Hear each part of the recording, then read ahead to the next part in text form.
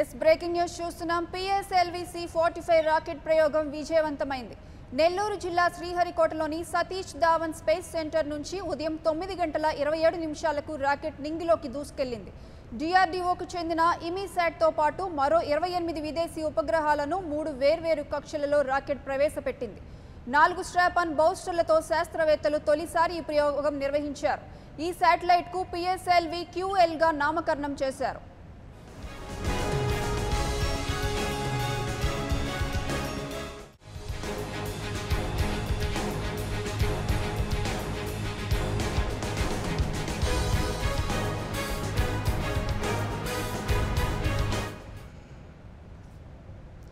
ఇక ఇదే అంశానికి సంబంధించి మరింత సమాచారం మా ప్రతినిధి జేజీరామ్ అందిస్తారు.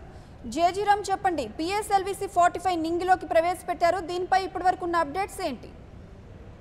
Thank you Priyanka. పిఎస్ఎల్వి 45 ఇవాళ ఉదయం 9:45 కూడా అతి సక్సెస్ గా కూడా కక్షలోకి చేరుకున్నట్టు కూడా ఇస్రో శాస్త్రవేత్తలు చెప్పారు.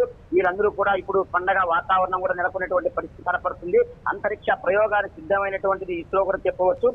ఆదివారం ఉదయం కూడా ఈ యొక్క ఇస్రో కౌంట్ డౌన్ రాకెట్ 45 కూడా ప్రారంభమైంది. అయితే ఈ నేపథ్యంలో ఇవాళ ఉదయం 9:45 కూడా నింగిలోకి చేరినటువంటి పరిస్థితి కనపడుతుంది. నెల్లూరు జిల్లా శ్రీహరికోట సార్ 2వ ప్రయోగ వేదికపై నుంచి కూడా నింగిలోకి దూసుకెళ్లేటువంటిగా మనకు తెలుస్తుంది. 4 స్ట్రాప్-ఆన్ బూస్టర్లు తొలిసారిగా వినూత్న ప్రయోగం చేస్తున్నట్టు శాస్త్రవేత్తలు కూడా చెప్పారు. 3 రకాల కక్షల్లో విడివిడిగా కూడా ఉపగ్రహాలను నింగిలోనికి పంపుతున్నట్టు కూడా పిఎస్ఎల్వి C-45 తీసుకెళ్లినటువంటి పరిస్థితి కూడా మనకు తెలుస్తుంది.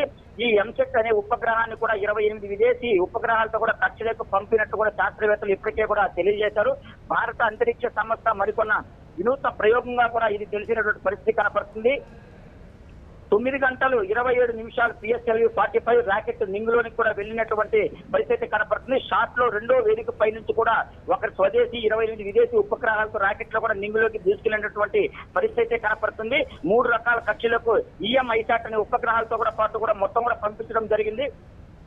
అయితే నెల్లూరు జిల్లాకు సంబంధించినటువంటి ఈ శ్రీహరికోట నుంచి ఇది 48వ ప్రయోగాత్మకంగా కూడా ఇప్పటికే కూడా శాస్త్రవేత్తలు వెల్లడించారు.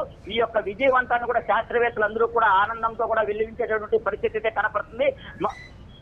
ఇది 48వ అంతరిక్ష ప్రయోగంగా కూడా ఇప్పటికే కూడా శాస్త్రవేత్తలు చెప్పినటువంటి పరిస్థితి కనపడుతుంది. చెంగాలమ్మ ఆలయంలో కూడా తొలిసారిగా కూడా పూజలు నిర్వహించి ఈ యొక్క రాకెట్ ప్రయోగాన్ని కూడా చేయడం తెలుస్తుంది. Right thank you జయజీరామ్.